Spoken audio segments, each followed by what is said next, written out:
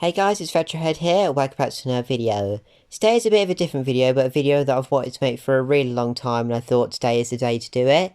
So I've been thinking about retro and modern gaming quite a lot and thinking, how can gaming get any more enhanced and where can it go from here? And that is what I want to talk about in today's video. So when you think about games, they're becoming even more enhanced every year, but there's got to be a point where they stop and they stop becoming even more technologically advanced. Because it's getting so crazy, like games look so realistic. Where can they go from here? But to start off this video, I really want to start talking about console launches. Conditions in anticipation of tomorrow's PlayStation 3 launch. It marks a new era in gaming with lifelike graphics and motion sensing controls. Teacher Shirley Engel is live outside Best Buy in Burlington tonight with some die-hard gamers. Good evening, Shirley. Good evening, Nick. Well, the lights are out and the doors are closed at this location, but just check out this lineup of customers just waiting for the crack of dawn. The system for the year, and it's obviously going to be one of those high demand things. It's going to be extremely difficult to get a hold of. The difference between this game and all the rest is in the name, Nintendo 64. So I'm going to use the PS1 to PS2 as an example. So years ago when retro gaming wasn't really in, you would just play the most modern games at the time. If you were playing a game like this,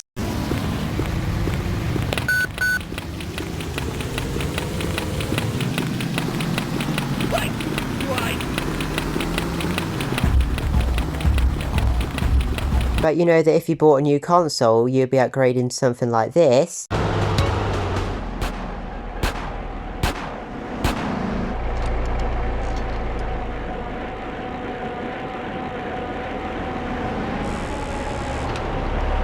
However, nowadays, if you own a PS4 and wanted to upgrade to a PS5, if you own a PS4, you'd be looking at something like this.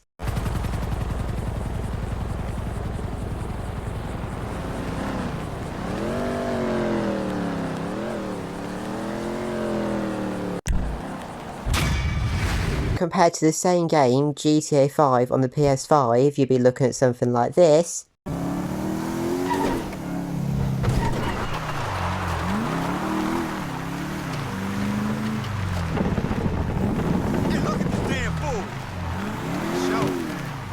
When you look at the two consoles compared with the graphics looking so similar, is it really worth the £450 at launch price you'd be paying for a new console? Whereas with the PS1 and PS2, with the launch price already being lower and the difference being so staggering, it is much more worth it than buying a console nowadays compared to back then. It's just such a crazy difference. But obviously this entire video is based on just my opinion, so you'll have to let me know in the comments if you think I'm talking utter rubbish or if you agree with me. Let's go gentle with each other on the comments, no fights or nothing like that like you sometimes get. But what do you think? Do you think that this video's got some good points, or do you think it's just craziness?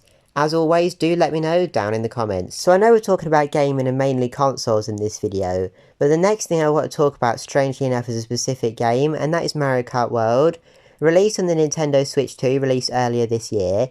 This game got lower reviews than a lot of people were expecting. And me personally, I don't think it's because of the game. I think it's because of the hardware and how similar it looks to the Switch version. Because when you think about it, and I'll show you some footage now obviously, the Mario Kart 8 Deluxe on the Nintendo Switch looks so good. It looks absolutely incredible still now.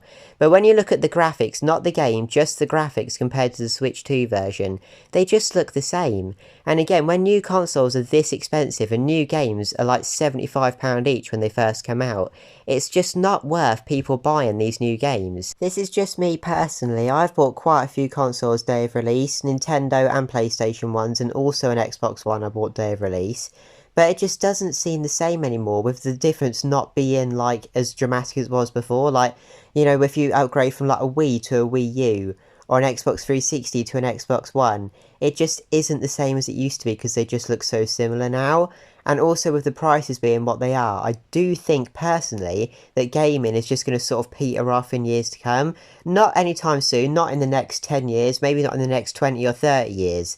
But just at some point, I do think the sort of gaming scene will fade away at some point, just with the example of Mario Kart World, but there's so many other games, including like GTA 5, how similar did that look and stuff like that. It's just these games seem to be the same games, but releasing on more and more modern hardware, but not looking overly different nowadays, which is a real shame, because although retro gaming is my favourite, I do love playing brand new games when they come out. It's a really unique experience, like buying a brand new console, like especially a day of release as well, is amazing, and just plugging it in and playing the games when you know you're one of the first people to play the games that day. It's just so fun. But I don't think I'm gonna be doing that much more nowadays, just because they don't seem to be coming up with much difference anymore. And this, in my opinion, isn't the companies getting worse or like doing like less of a good job about making consoles and games, because I still think they're doing an absolutely incredible job.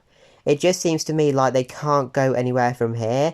Like the PS5 Series X like generation is so powerful. The consoles look so amazing and they play so well.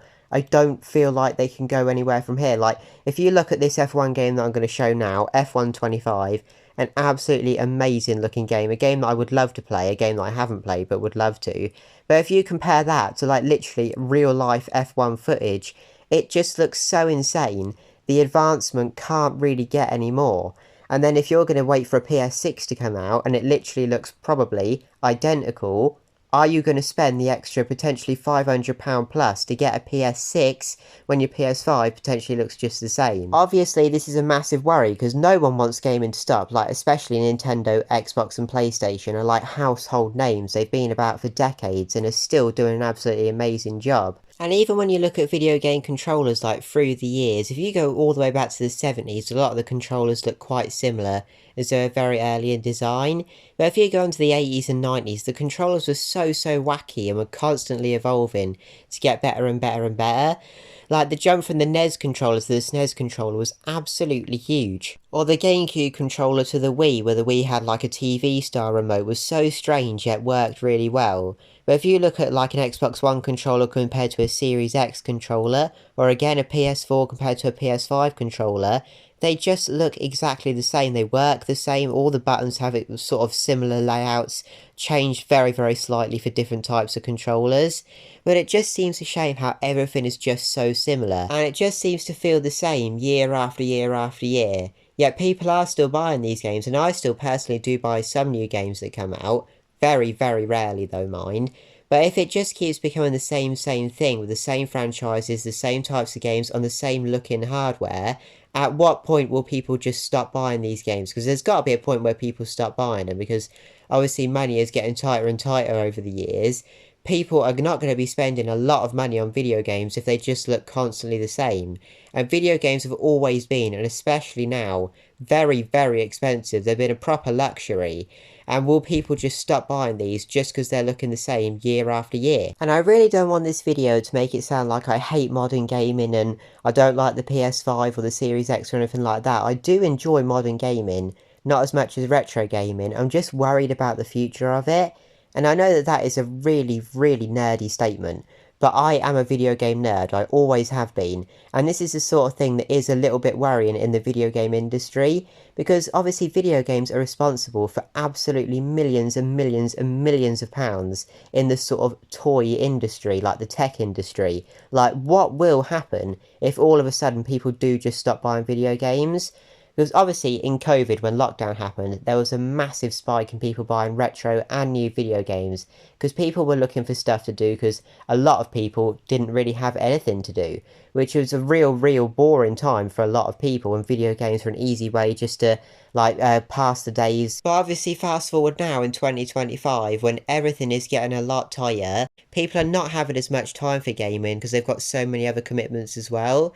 It just feels like compared to gaming, there's so many factors going against it nowadays, more than for it, because people did have more time back then and more like time to play video games and more disposable income to buy video games, because they are so expensive. But I'm not the only one that thinks this. If you do a bit of research on YouTube and stuff like that, there are so many other videos that are explaining this in probably more detail than this one, and also from other creators that think sort of similar things to me. So if you do want to go over and watch those videos, I would highly recommend that. There is a lot of really good opinions on there. Some of them are the same with this video, some of them are different to this video, but as always, I do want you to let me know your comments in the comments down below, just because I think it'd be really good to get a good discussion going down there. I know it's really good to discuss this sort of thing with other collectors, other gamers, because it is just a sort of cool thing to do, and see what we think is going to happen to gaming in the future. And one of the final things in this video is, after I've done the outro, I really want to include some of my favourite video game advertisements, because there's some really cool ones that I'd like to get in on the channel if I can. So after the outro, if you do want to stick around and watch some really cool retro gaming adverts, please do. As always, if you did enjoy this video, please leave a like and please subscribe to our channel Retrohead. And also, if you are new around here I do mainly retro gaming content, but also some modern as well. So if you do like what you see, please be sure to stick around. Thank you very much for watching, and I'll see you all later. Bye! Hey, plumber boy, mustache man, your worst nightmare has arrived. Pack up your stuff. I got a little surprise for you here. Check it out. What do you think about that? We got real time, 3D, lush organic environments. How's that make you feel, buddy? Feel a little like your days are numbered? I'm gonna have to ask you to leave. You're hurting my elbow.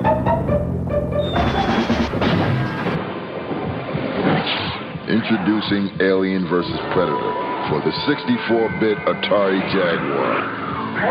You might not want to play it alone. Ah! Mom. All the power and excitement of Nintendo right in the palm of your hand. Introducing Game Boy. It's portable, it's in stereo, and its games are interchangeable. Game Boy comes complete with batteries and the outrageous new game Tetris. And for head-to-head competition, use Video Link and blow your opponent away. Game Boy. There's never been a game like Sega Saturn's Knights. Never been a game that's allowed you to fly, fluid and free, in real-time 3D. Not until now, not until Knights. The reason is simple. No other system has had the power to do it. Knights, only on Sega Saturn.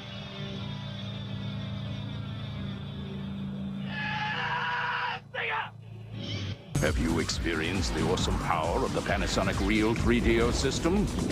Obviously. The intense realism of Panasonic Real 3DO. Apparently.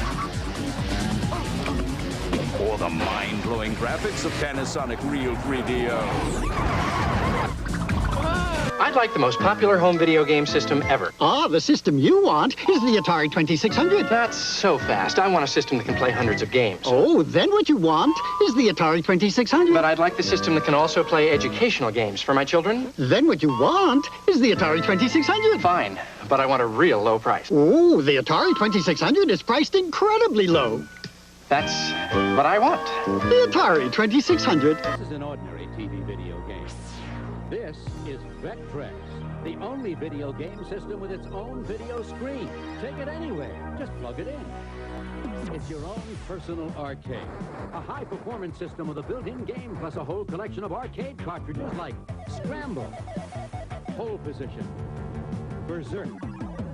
So if you're into video games, forget the TV.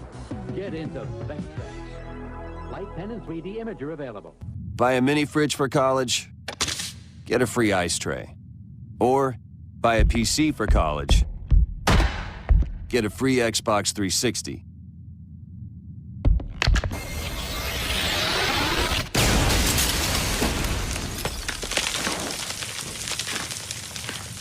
Dear PlayStation, my grandma won't stop watching Blu-ray movies on my PS3.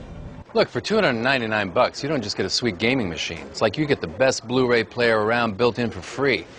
You know how old people like free stuff. Yeah, but I want... You know what she did for fun when she was your age?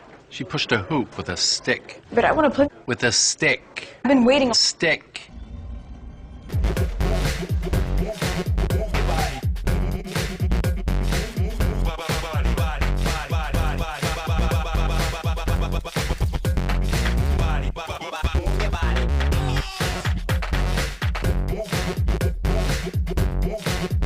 Game rated E for everyone. That weak wraparound. Come on. I think you're playing, Poike. Give me the format. Your mommy is so ugly when she was born. The doctor slapped her mommy. Hey, Billy. Check